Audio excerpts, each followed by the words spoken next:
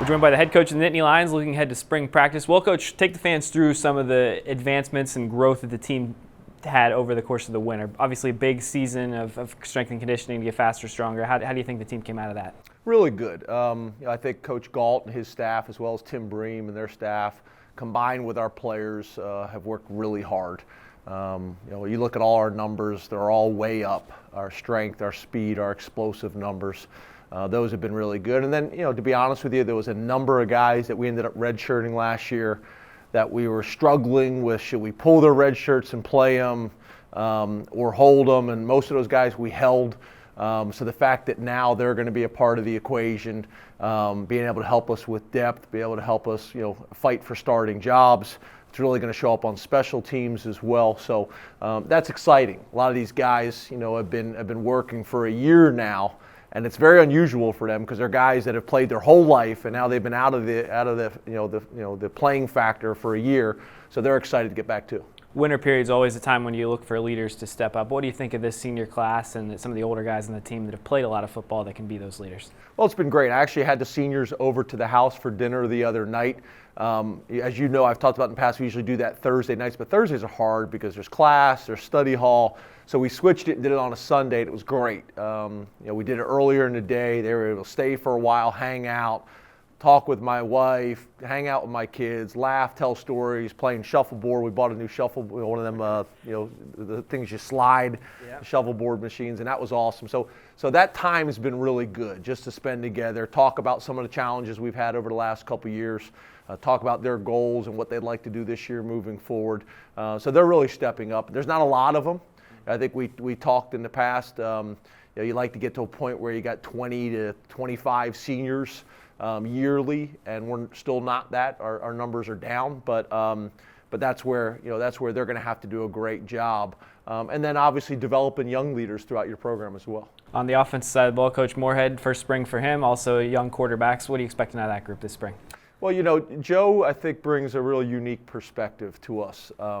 Not only from an offensive coordinator perspective and the success that he's had and the passion that he has for his system, but also being a head coach and understanding the seat that I'm sitting in, understanding not only is the scheme important, but the motivation and the leadership of that side of the ball, truly being a head coach. We talk about being the head coach of the offense, being the head coach of your position, try to empower all of our coaches. You look at football numbers compared to most other sports, the player to coach ratio is much different than other sports. So empowering all our coaches to be the head coaches of their side of the ball or their positions. And Joe's a guy that obviously has got great experience doing that. So him and Brent, I think, are working very well together. They complement each other, very well. And Coach Huff as well. So, I think Joe's going to bring a lot of that experience and that leadership to that side of the ball.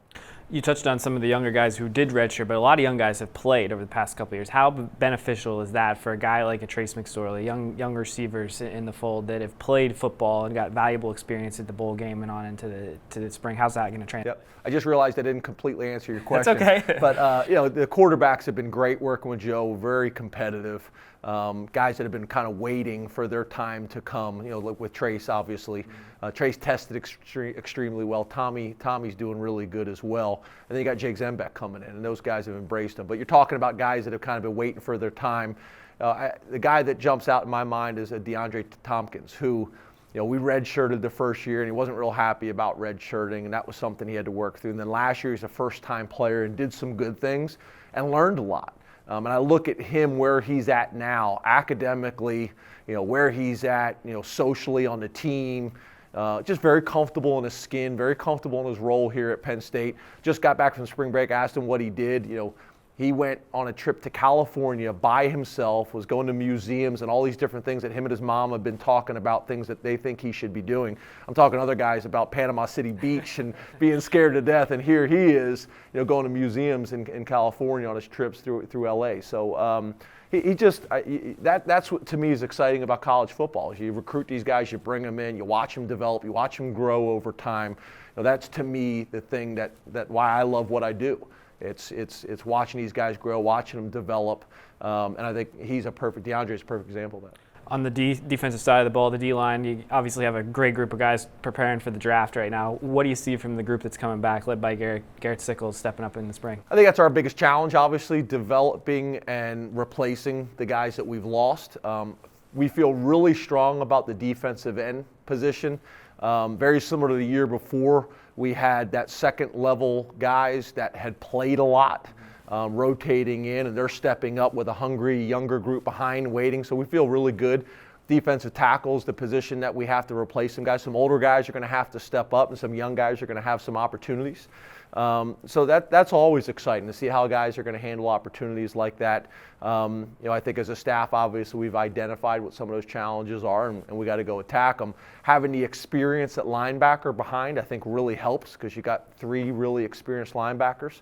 And then somewhat in the secondary as well. Yeah, what do you like about the back end of the defense in terms of how they grew as the year went on? It seemed like they played their best ball at the practices leading up to the bowl game. Well, it's amazing. I mean, you look at Marcus Allen. I mean, it seems like just the other day he was a freshman playing his first football, against Ohio State in a whiteout. Mm-hmm. And now he's a junior and a vet. And, to me, it doesn't make sense. It seems like he just showed up here the other day, but he's one of our vets now.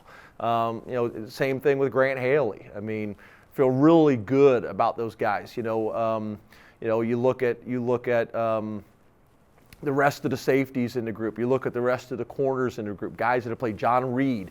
He's going to be a sophomore, but has played a lot of football for us.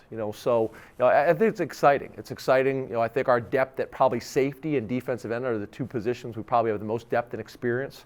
And some of the other positions we're still going to work on. Special teams, what are you hoping to see out of that group this spring? Well, again, the time that we've invested over the last 2 years, they're all back. Our starting long snapper's back. Both of our starting kickers are back. Our starting punters are back, and we had 2 punters that punted for us. And then we got 2 guys coming in. So, that's exciting. Those guys have learned so much. The guy that really is the kind of leader of the group is Yaz. Yaz is a guy, is a long snapper, has done his job. You don't really hear about him very often, which is how it should be as a long snapper. But we put him on scholarship. He's earned everybody's respect in our program.